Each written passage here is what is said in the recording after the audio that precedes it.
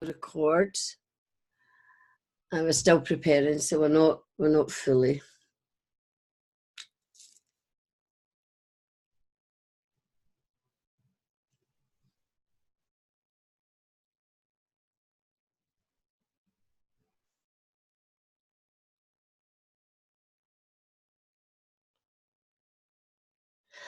I think we might just start. I don't know what's going on with it.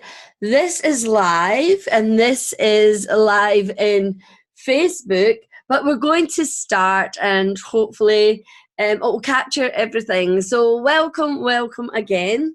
This is day 2 of the online summit, The Power of Women Making a Difference. And this is the 4th interview of day 2, and I'm super excited because I'm bringing you an absolute ultimate powerful woman all the way from the USA. Now, Johanna, do forgive me, are you in Chicago? No, I'm in North Carolina. Oh, I should know that. I've written that down a number of times. I should have just asked you, where in America are you? So I didn't make the mistake. But hey ho, making mistakes, we'll learn. North Carolina, NC. Okay, so Johanna, welcome. I can't wait for you to share your genius with us and all the great work that you're doing and give us some tips and things. So just to begin with, give us a 60-second introduction to who you are. Well, thank you first and foremost for doing this and for the great work that you're doing with the book series and all these beautiful women having the courage to share their stories. I would consider myself to be a shaman. I am somebody who allows myself and guides others into the darkness that they fear so much that lives within themselves, and integrates it into the light and allows them to be a whole sovereign being that they already are. They just need to remember that. They have to take their power back. And so many of us do that. And so I do this in many ways. I do it as an author. I have a book in addition to being a co-author in your book, and I have another book that's on its way. I do healing transmissions. I work in your DNA, and I work with you one-on-one just to transform the stories and the programming that's within you and allow you to be the creator that you are. And it's such a powerful time to be doing this work. It's amazing. And I know in Voices of Courage, the previous book, we had 4 shamans in there. So it's this whole series about the voice is very spiritual indeed. It's about realization, it's healing, it's inspirational. We're all transforming through that healing process, all through the voice and sharing a story. And so obviously as an author, you understand fully the power of being an author as a woman in business. Do you want to say a little bit about that? About being an author and being a woman in business?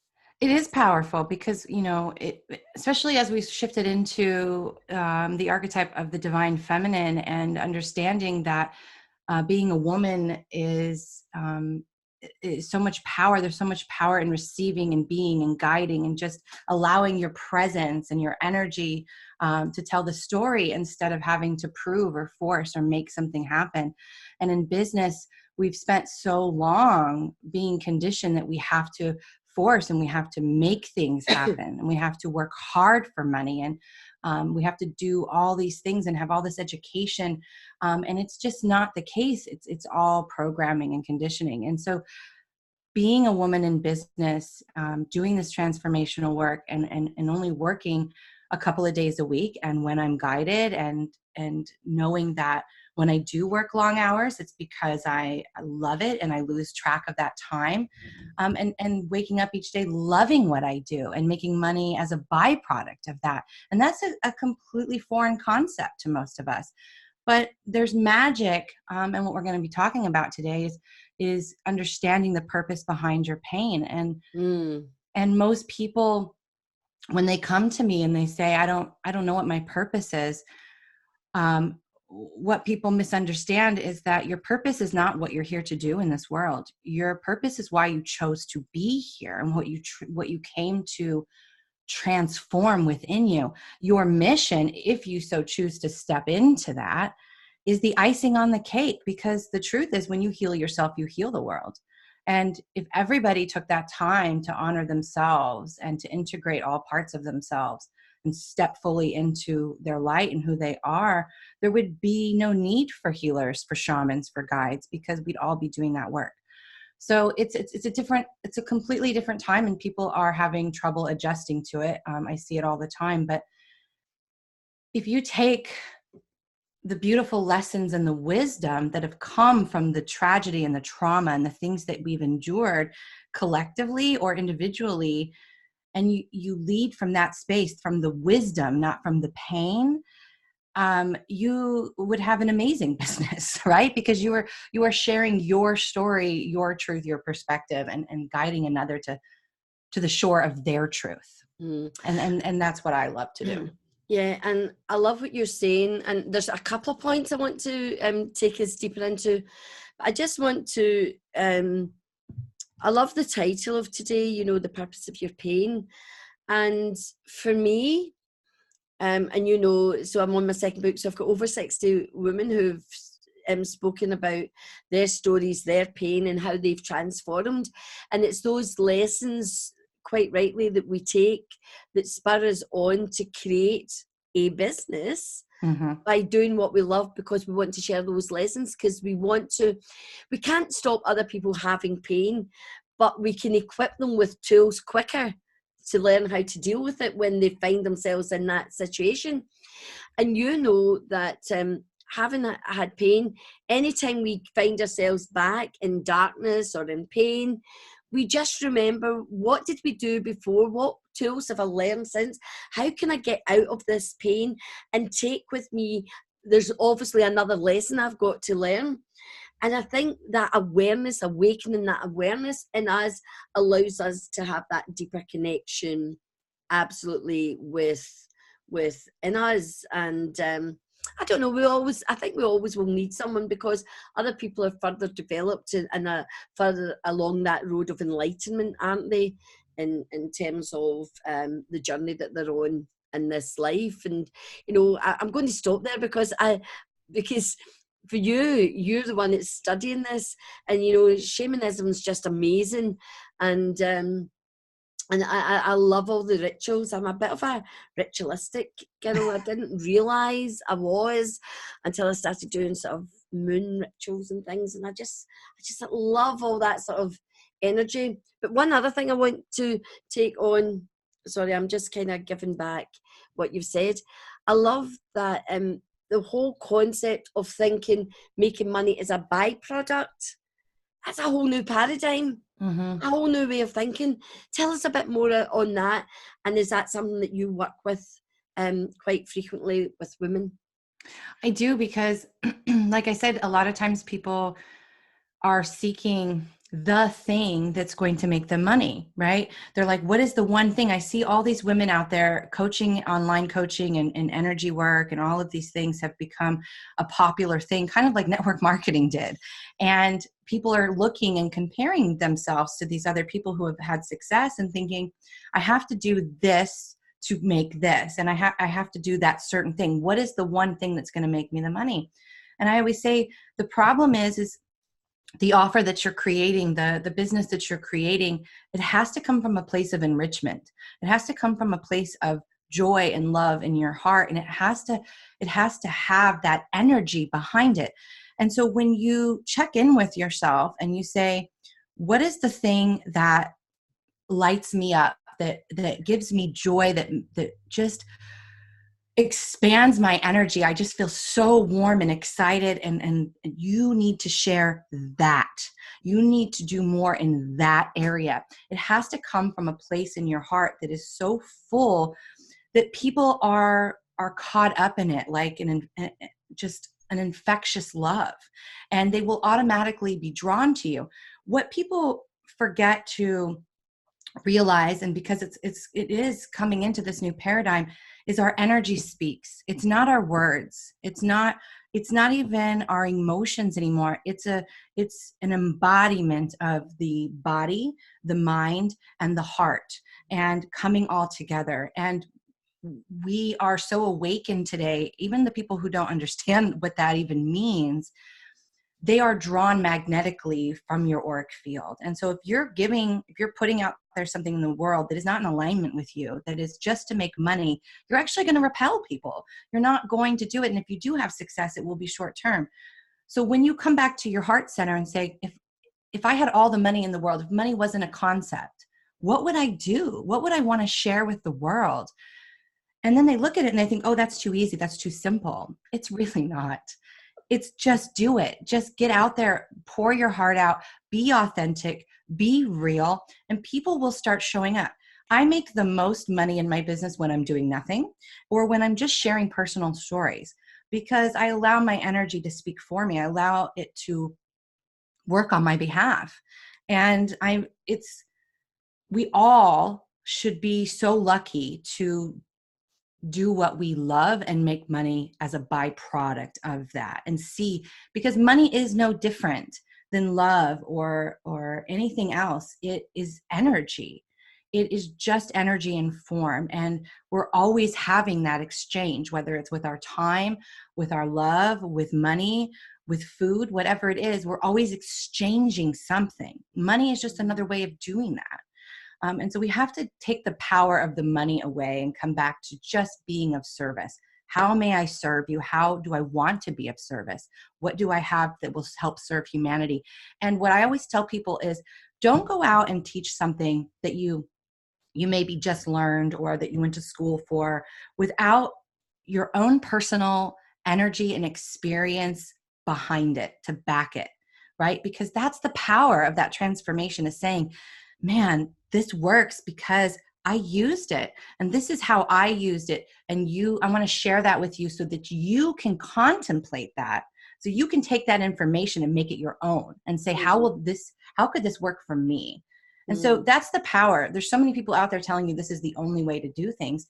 And it's just not true. There's no rules in business anymore at all. I mean, really, marketing, all of it, it's up to you. And I love that. And actually, I felt an absolute surge of energy when you talked about the embodiment and bringing all these things together. And I think that's going to be my word for 2020 and as I'm speaking at it just now, my whole body is tingling and it's, and I've heard that word a number of times, and I've slowly bringing it into my own vocabulary. But actually, I really do believe, oh my goodness, I'm getting quite tearful now. It's really huge right now, like my solar plexus. Well, the reason why is because this is the energetic flow that we're working with right now in this moment is leading us naturally to that place. And so it's a weird flow, and I want to share it for just a moment. Is we've gone from this being so dense and 3D and everything being just boxed in, right, and told to us, and then we've broken out of this shell, right, and we've explored this energy. More and more people are waking up, and they're coming into those higher dimensions. So we've gone from one extreme to the other, and now we're being guided to embody both pieces, that the lower unconscious body is just as important as the higher dimensional self. And it is the integration of the heart, the physical unconscious body, and the higher mind together that creates embodiment. Because a lot of times people don't understand that even though they think and they know, cognitively in their mind, I'm worthy, I'm enough, I can do this business, I can speak my truth, I can share my story. In the cells of their body, and this is a lot of the work that I do with the DNA, is in the cells of their body is 7 generations preceding them. It's other lifetimes. Wow. And their body may be telling another story. Their body may be saying, you're not worthy. I don't believe that story. I don't believe that it's safe to speak my truth. I may have been persecuted in another life. There may be shame that was, like in my case, carried down from my grandmother. in my body. And so it was through clearing that cellular and embodying my truth, right? Bringing all three together, that I was able to change the narrative and change the story. And that's when I say energy speaks. It's not our thoughts. It's not our feelings that actually manifest our reality. It's our cells that are vibrating. The cells in our body are vibrating, and that is what's in communication with the universal flow. And that's why people struggle to manifest, is because they're like, I'm saying my affirmations. I feel what I want to create. But the inner conflict is the cognitive mind is saying one thing, but the body is saying another. And the two are not communicating. So embodiment is, you have to live and integrate those practices, your teachings, what you're learning, and how you're moving through your own healing. When you embody that, when you accept your current reality, and just know that this is how you feel, and you now have a choice, right? My team calls it choice consciousness. You always have a choice, and is that your truth? And moving through it, it changes everything. And then you go from being this timid woman in business who is afraid of speaking her truth out of fear of judgment, out of fear of failure, because she doesn't feel who's gonna want to pay her, right, for sharing her story or helping another, to, this is my sovereign right. I feel it in my body. My body is in agreement. And so right now, energetically, we are moving into divine union. And that is going to be the most beautiful thing that we as a human conscious collective could ever experience. It is amazing. So I think maybe what might be interesting is if you can sort of just give a quick overview of what you might do with someone who needs to clear the DNA. Well, for me personally, I work with them energetically. So I work with their higher self and their body, and am able to do all that work behind the scenes. And then I send it to them. But if someone wants to do this work on their own, right? Because there's sacred techniques and things that I can't share, obviously. Oh, absolutely. Yeah. But everybody has the ability to work with their own body, their own energy, their own DNA, right? It's a matter of believing that you are that powerful, that you are that creator. And so here is a very basic, simple practice that I want to share with you. So when you're feeling in your body, it really, everything begins with the awareness. So let's just say you put an offer out there, right? You put an offer out there to the world, something beautiful that you want to share, and you feel really good about it. But somewhere in your body, you're feeling this pain in your heart, or this heaviness in your stomach or your solar plexus area, because your body is going into contraction. It's saying, you just put yourself out for the world to see. And now all of a sudden it's going into fear mode, because it's experiencing a trauma from another time that has nothing to do with what you're doing in this moment. So when you feel that energy, or a good analogy for it is when people feel anxiety, right? That means they're not trusting. So you find that spot in your body. And when you find that spot in your body, you're going to put your hand on it, and you're going to put your other hand on your heart. And you're going to sit in a space where it's quiet, and you're just going to begin to breathe with it. And you want to breathe very consciously, from your diaphragm, Yeah. and breathe into that space, right? So if you're feeling pain in your stomach or in your heart, you just want to breathe into that space. It's as if your life force energy is just pushing into that organ or to that space. And you want to tell yourself, I am safe. I am safe.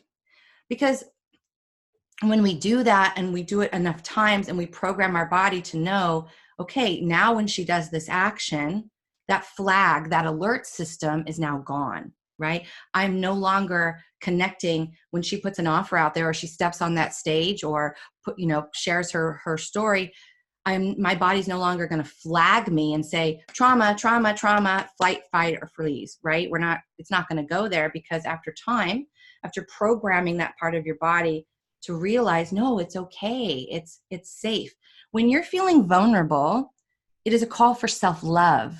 It's not a call for barricading. It's to sit with yourself, to parent yourself, to love yourself, and to be with it, to accept that feeling, and to reprogram it and say, no, this is okay. We are safe. And just allow for that programming to take place. The biggest thing that I always tell people that blows people's mind is you're never clearing energy. You're never clearing a pattern. You're never clearing a limiting belief. Energy is not created or destroyed. It can only change form. So you're always replacing it with another belief, with another program or practice. So the first thing you have to do is accept what's there, what reality is, accept it. That it doesn't mean you have to like it, but accept what you're feeling. And then allow that truth to come in. But you have to clear that flag or that alert, just like when your check engine light comes on, right? You have to go check it out, and then it clears. And then you have to keep up with the maintenance of it so it doesn't happen again. Yeah. And that's the thing, isn't it? We're all so good at, oh, I've got this problem, I'm going to go and fix it. They'll go and get a coach, they'll get a healer, they'll do something, and then they come back. And instead of building on all that good energy and looking at their practice and looking at their habits and their routines, before they know it, they've defaulted. Mm-hmm. So we have to change. It's the habit and things that you have to change. You have to go back or deep enough to create the change there.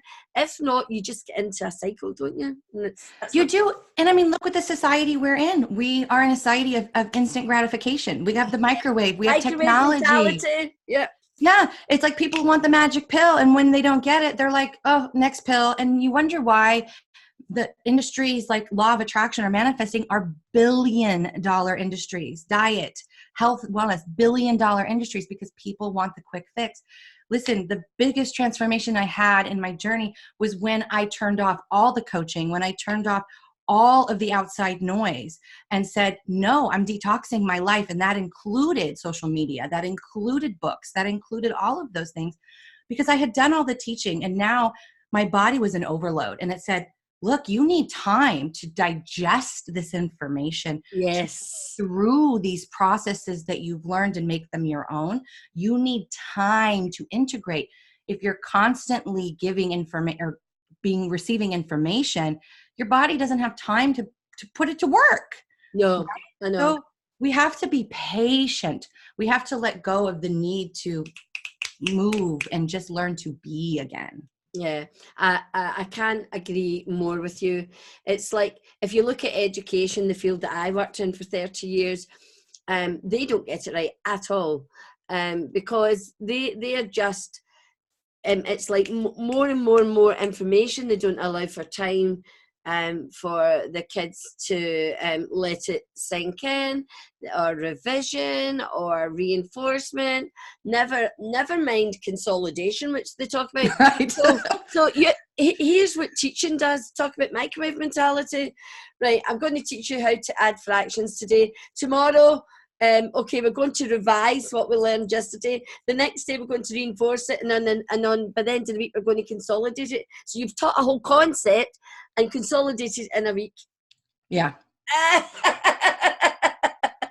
And they wonder why there's a problem. Mm-mm. Well, I mean, there's just been recent studies that were released that showed that kids in today's traditional, at least in the US, our government, public school system actually dumbs children down. Yeah. Because it puts them back in a box of, you have to learn this way, and it takes away our creative flow.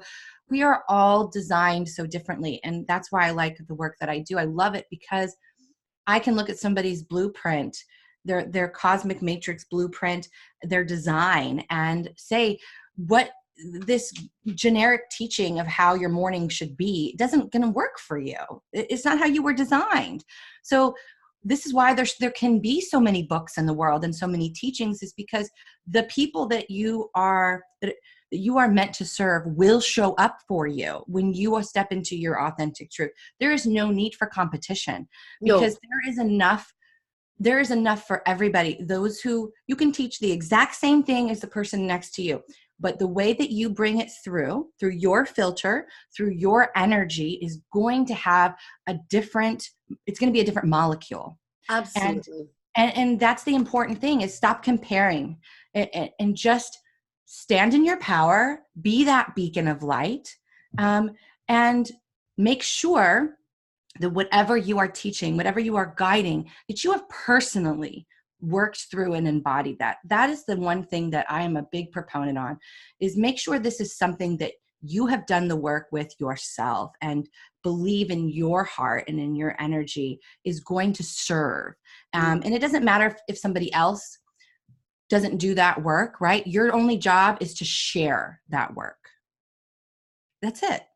Just to share it. Exactly. That's all it is. It's sharing, you know, and I'm very much a sharing is caring person, you know, and it's so the bottom line for me is giving your best all the time, no half measures. If you want to give half measures, well, don't expect those results that you're thinking of. If you want those good results, you need to come fully You have to be all in to give yourself. You can't, you know, you see it when you've got a class of, whether it's children or adults in front of you, you put a workshop on. Let's get into what we do. So let's say you put a workshop on and you've got 20 people in the room. You will get 2 of those people who will be on, if they'll be like that, they'll be the doers. They're there. Then you'll get, you know, 16 of them who are like, just kind of taking it in, and they're all going along at their own little, so there's all sort of moving like this.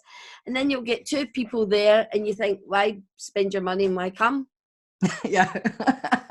Always people like that in the room, and it's like, oh my God, what's the purpose of being here? You know, and that happens. It happens everywhere in life. You know, it's that 1%, and 98%. You know, I always find that it works like that. So listen, tell us. You've given us lots of information. You've spoke lots, but if there was 3 little tangible things people can do that are going to help them learn, as you say, the purpose of their pain, what would those 3 little tips be? So the first one is going to be always is awareness. And awareness means that you have to be present in the present moment, giving all your conscious awareness, all your attention to the person or thing that you are doing, right? Fun fact is when you're multitasking, it takes 15 minutes for your brain to catch up between tasks, and it's very draining on your energy. So in order to see the pattern, to see the belief, or to see how your cells are responding, you have to be present and aware. When I'm having this conversation, my body does this, or the thoughts in my head say this, right? So we start with awareness and being present. And then we move into that liberation, right? And seeing how you're talking to yourself, how you're holding on to things. Tony Robbins, there's not a lot I get behind with him, but he had said one time that suffering is self-obsession. And I find that this triggers people. Can you repeat that? I didn't quite catch that. Suffering is self-obsession. Oh, I like that. And it triggers people though, because they think, oh, that doesn't mean anything, but it actually does. Because what I find is the struggle is real. Sometimes the obstacles are real, but the suffering is optional. It's when we attach meaning to what someone is telling us or to an event that's taking place that we create that suffering. We attach to and hold on to and say, this is mine. This means something about who I am. When in reality, it's either a mirror showing you something about yourself, somewhere that you need to give a little bit more self-love, or it's an opportunity for you to put boundaries into place and say that is your truth and this is my truth. And it's okay that our truths are different, right? Mm. So one of the things I teach with victimization or with liberating yourself, especially when we're going on past stories or childhood traumas, whatever it may be, is forgiveness is giving up hope that the past can be any different. Because it can't be changed, right? And the mistakes that we have made along the way or the mistakes that our parents made were necessary. And when we see a mistake as a necessary part of our journey, we let ourselves breathe a little bit more, because look at everything in our society. We would not have the advancements that we have today without trial and error, without people getting into accidents or burning their houses down, right? You had to have those mistakes. So I walk people through, then I have a free offer, a ebook that kind of guides you through some of those questions to help you see. And the other, there's 3 pieces in the liberation part. And the other piece is we benefit from everything, even situations that was super traumatic for us, we benefit from it if you know how to inquire properly, right? So inquiring is huge. And the third thing that I will give everybody is surrender. And surrender it's trusting that it's okay for something to go or to stay. And so this is how I do surrender, right? This is what you're desiring. This is what is the issue. And it's holding it in your hand, right? Most of us do this. Oh my God, I have to hold on so tight to this. I have to never forget what happened to me. I have to hold on. And surrender says, it's okay that it's there, and it's okay if it leaves. The lesson that I learned, the hindsight of what I know now that I didn't know then, is what I need to hold on to. The weight, the story, the whatever the event took place, it's okay if it's there, accept it.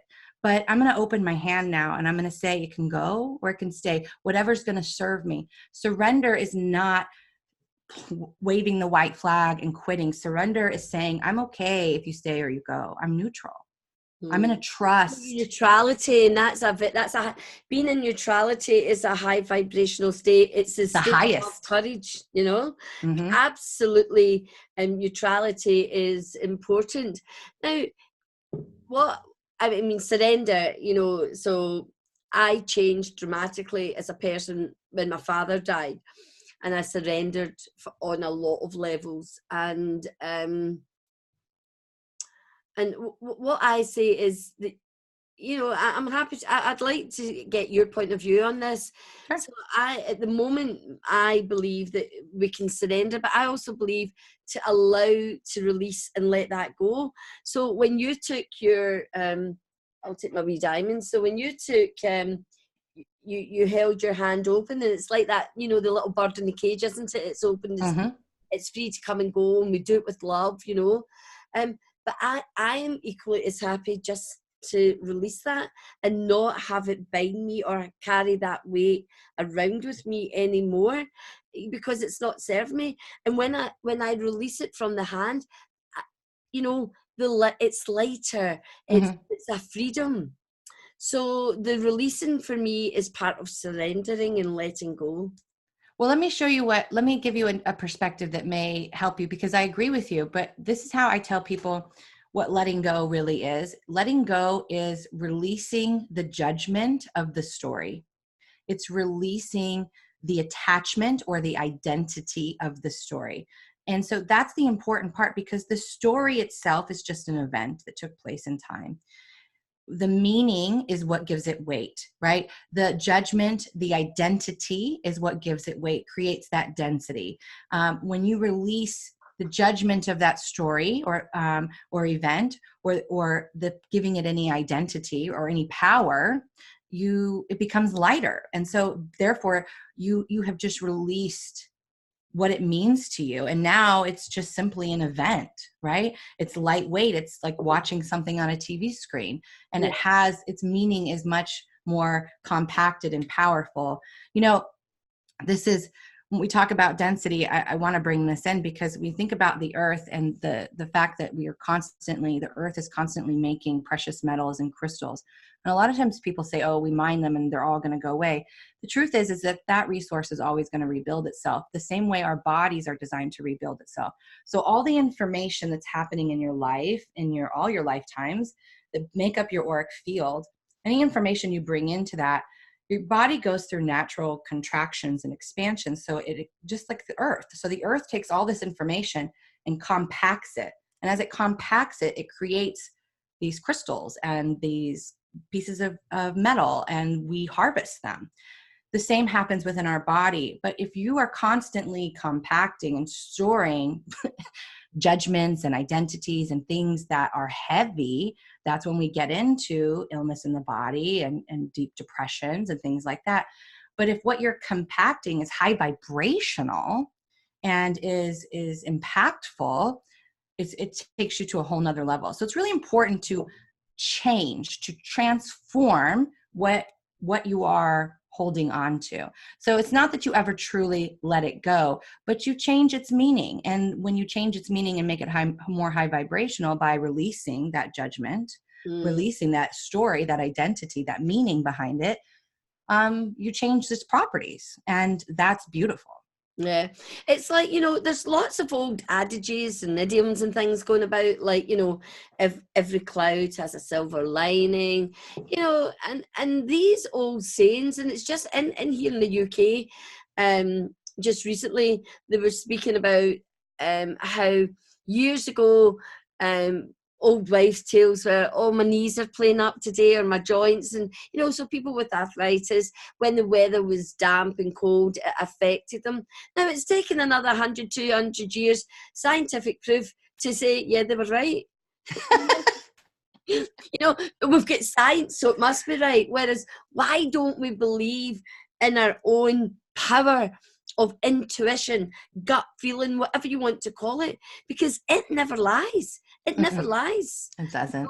So therefore, it's awakening those minds to that new way of thinking and being, and just allowing those energies to flow, through us. So yeah, I mean, I just love it all. Maybe I need to look into shamanism or something. just know really there's never a right or wrong. No. There is not. And what I say is, it's not right or wrong. It's opportunity and possibility. Because even if you make a wrong choice, it had to happen for a reason. It's leading you somewhere. It's teaching you something. There's value in it. So that experience is valuable. So how could it be wrong? Yeah. And I wanted to say, about the pain. So one of the most painful things in my lifetime, in my family, was losing a baby at 21 months. And I mean, I can't talk like this to my family. It would be like, I tried with my sister, but it was like, resist. Yeah. I actually see the whole lesson in that child's death for us as a family in the unit, and absolutely we were shown the whole miracle of love and how we all came together in total I'm going to cry. Unconditional love was absolutely immense, and I think you needed to be in that place and that space to have that opened and to recognize it. But I know that is one of the main reasons that our family endured that situation. Yeah. Because we understand that power of bringing, how it brought everybody together. The love, I can't even, I'm sure there's a few other things, but for me it was that whole thing about love and unity and sharing something that was tragic for us. But I see the benefits of it. I see what it's done for my niece and her life and what she does, how she serves other people through helping other people whose children suffer in the way that my great nephew suffered, with Krabbe's disease. And it's just horrific to watch that as a parent. And it's hard for them, but it was hard for the whole family, because you're watching your niece, you're watching the child, you're seeing everybody. So for me, I'm sharing the purpose of that pain in my family and how I see that, and the gift that's given me. Well, I can tell you my mission on this earth is to endure in order to nurture.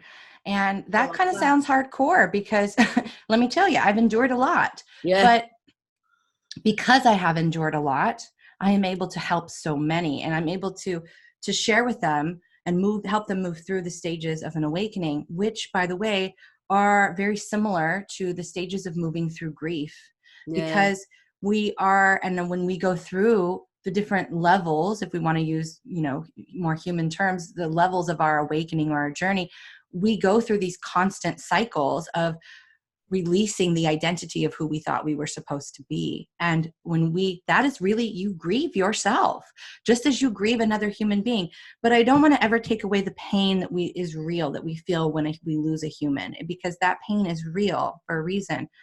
But it gives us the opportunity to remember that we are more than this human body, and that those people don't actually die, that they are always with us, you know, reminding us. Yeah. And that's important. But with trauma and tragedy, they're necessary evils, because they wake people up. After we, you know, last year, we had Hurricane Florence here, and it was very devastating to our area, very devastating. But this area where I am located is a very small town. They're very much not accepting of outside people, and they're very they're in the old way. So there's a lot of judgmental people, right? But what happens in great tragedy is people just need help, and they need to work together, and something magical happens. It doesn't matter what color you are, what race you are, if you're a man, a woman, if you're from here or not from here. Everybody comes together to help each other. And those tragedies bring us a little bit closer to that union of I am you and you are me. And I know what it feels like to be in this situation, and I would never inflict that on you. And that's the true version of empathy that we have gone so far away of. It's not that we need to be taking on someone else's pain or their responsibility to heal them. It's just to know and recognize deep within you, I know what it feels like to not have a home, to not have anything, or to need help. And I'm not going to deny that to you. I'm going to help you. And there's so much beauty. And that's why when we have these memorials for all these tragedies, I think let's memorialize the love that happened the day after the tragedy, instead of the tragedy itself. Yeah, let's focus on that. Yeah, it's about that positivity and finding that. Let's do more on love rather than all the blooming tragedy. Now, Johanna, we have been here for quite some time now. And, you know, I probably could keep on going because it's fascinating. And do you know what? We haven't even touched we've barely scratched the surface of what you do and the power that you have. And so it's very fitting. And I thank you most graciously that you've come to join us today for this Power of Women and making a difference. And certainly your life is making a difference, let alone those actions that you're taking every day. And the way that you said that, I love that, you know. Endure to nurture. I love that so much. You might find me saying that at some point. I love it so much. Anyway, thank you for being here with us. Do you have one more word you would like to say before we go? Love yourself. You're worth it. Just accept your reality and know that you're always being guided. Yes, look behind Johanna's. She's speaking what she believes. Love yourself. You're worth it. That is her mantra. So thank you, Johanna. Can't wait to come to America and meet you through our book, The Voices of Hope, which is being launched on November the 23rd. And I'm a wee bit sad that you can't be with us, but I know it's I know it's Thanksgiving in America, so the timing's just been a wee bit awkward. So, but nevertheless, you'll be in our thoughts, and I'm working on a way that we can have you all there. So don't worry, you'll be here very soon. Okay, much love. Thank you very much, and namaste.